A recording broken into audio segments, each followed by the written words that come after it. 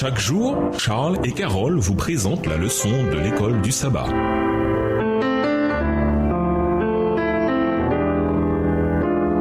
Bienvenue dans votre émission Dieu nous parle. Nous voilà la leçon de dimanche. Goûtez combien la parole est bonne. Lisons Hébreux 6, versets 4 et 5. Qu'ont reçu les croyants en Christ tandis qu'ils étaient fidèles à lui. Hébreux 6, les versets 4 et 5. Car il est impossible que ceux qui ont été une fois éclairés, qui ont goûté le don céleste, qui ont eu part au Saint-Esprit, qui ont goûté la bonne parole de Dieu et les puissances du siècle à venir. Avoir été éclairé signifie avoir connu la conversion. Hébreux 10, verset 32. Cela renvoie à ceux qui se sont détournés des ténèbres du pouvoir de Satan pour se tourner vers la lumière de Dieu. Acte 26, versets 17 et 18. Cela implique la délivrance du péché. Éphésiens 5, verset 11. Et de l'ignorance. 1 Thessaloniciens 5, versets 4 et 5. La forme verbale indique ici que cette illumination est un acte de Dieu accompli à travers Jésus, le rayonnement de sa gloire. Hébreux 1, verset 3. Avoir goûté le don céleste et avoir eu part à l'Esprit Saint sont des expressions synonymes. Le don de Dieu peut renvoyer à sa grâce. Romains 5, verset 15. Ou au Saint-Esprit par lequel Dieu accorde sa grâce. Acte 2, le verset 38. Ceux qui ont goûté le Saint-Esprit, Jean 7, les versets 37 à 39, 1 Corinthiens 12, le verset 13, ont connu la grâce de Dieu qui inclut la puissance pour accomplir sa volonté. Galates 5, les versets 22 et 23. Goûtez combien la parole de Dieu est bonne. Hébreux 6, verset 5, version Bible français courant. C'est vivre personnellement la vérité de l'Évangile. 1 Pierre 2, les versets 2 et 3. Les puissances du monde à venir renvoient au miracle que Dieu accomplira pour les croyants à l'avenir. La résurrection, Jean 5, les versets 28 et 29. La transformation de nos corps et la vie éternelle. Mais les croyants commencent déjà à goûter tout cela dès aujourd'hui. Ils ont connu une résurrection spirituelle. Colossiens 2, versets 12 et 13. Un esprit renouvelé. Romains 12, verset 2. Et la vie éternelle en Christ. Jean 5, verset 24. Paul pense probablement à la génération du désert qui a connu la grâce de Dieu et son salut. La génération du désert était éclairée par la colonne de feu. Nombre 9, les versets 12 et 19. Psaume 105, le verset 39.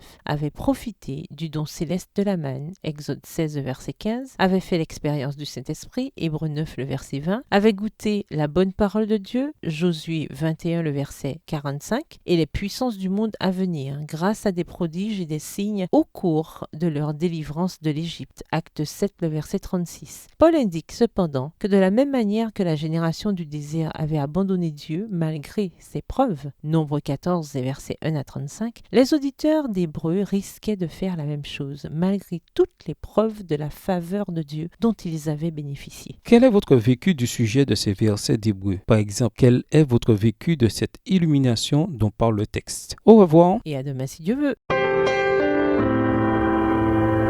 Dieu nous parle. Chaque jour, Charles et Carole vous présentent la leçon de l'école du sabbat.